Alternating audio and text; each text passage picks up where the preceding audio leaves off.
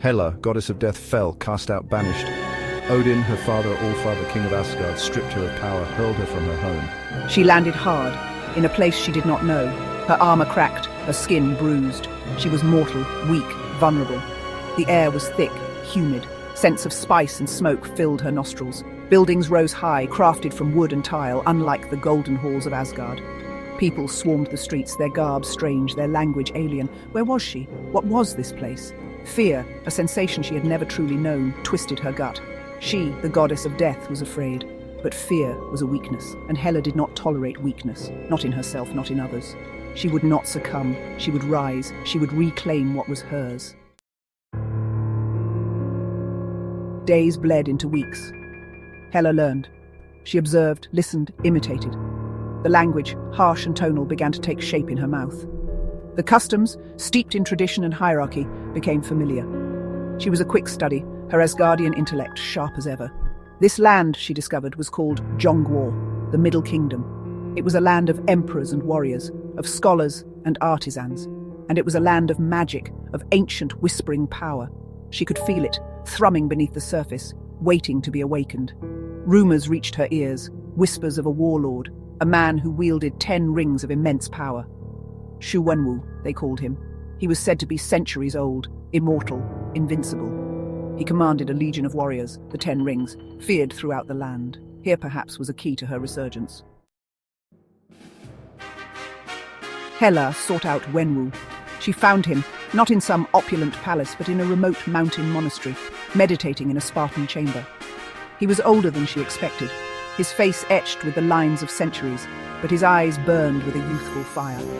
The 10 rings, 5 on each hand, pulsed with an ethereal glow. "You seek power," Wenwu stated, his voice deep and resonant, seemingly reading her thoughts. But power without purpose is a dangerous thing.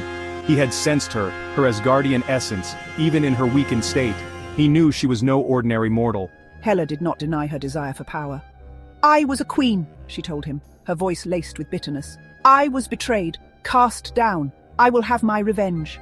She saw in Wenwu a kindred spirit, a fellow master of power who understood the thirst for dominance. Hela bristled at first, her pride wounded. She, a goddess, taking lessons from a mortal? But she recognized the wisdom in Wenwu's words. Wenwu did not offer Hela the power she craved, not immediately. He saw her potential, but also her flaws, her arrogance, her impulsiveness. He offered her something else, something more valuable: training. He would teach her to harness her rage, to temper her ambition, to become a true warrior. She submitted to his tutelage, learning the ways of the 10 Rings, mastering the fluid, powerful movements of their martial arts. The training was grueling, pushing Hela to her limits. She sparred with Wenwu's warriors, honed her reflexes, learned to fight with grace and precision. She discovered a strength she had never known, a strength born not of divine power, but of discipline and skill.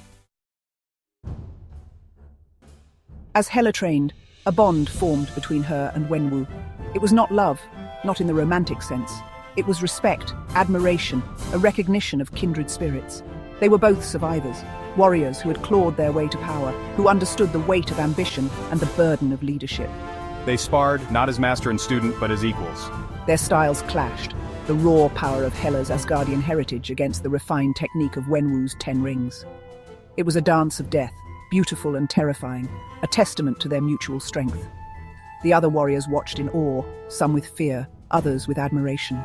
They saw in Hela and Wenwu a reflection of their own desires, their own aspirations to power and glory. They were drawn to their strength, their charisma, their unwavering will. News from Asgard reached them. Odin was growing old, his power waning. His sons, Thor and Loki, vied for the throne, their rivalry threatening to tear the kingdom apart.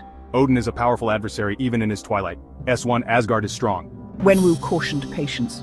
He understood Hela's thirst for revenge, but he also knew the risks. A direct assault on Asgard would be folly. Hela listened, but her mind was made up. She had learned much from Wenwu, but her ultimate goal remained unchanged. She would return to Asgard, she would confront Odin, she would reclaim her birthright, she would be queen of Asgard once more. Hela rallied Wenwu's warriors. She promised them glory, riches, a place at her side when she ruled Asgard. They answered her call, drawn to her power, her ferocity, her unwavering belief in her own destiny. Together, They set sail for Asgard, a fleet of ships bearing the banner of the Ten Rings. The battle was epic. Hela, wielding her newfound skills and fueled by her rage, tore through Asgardian warriors like a whirlwind. Wenwu, his rings blazing with power, fought alongside her, his mastery of combat unmatched. The Ten Rings, disciplined and ruthless, overwhelmed their foes. Odin, weak but still formidable, confronted Hela. He wielded the Odin Force, the primal power of Asgard, but his attacks lacked their former vigor.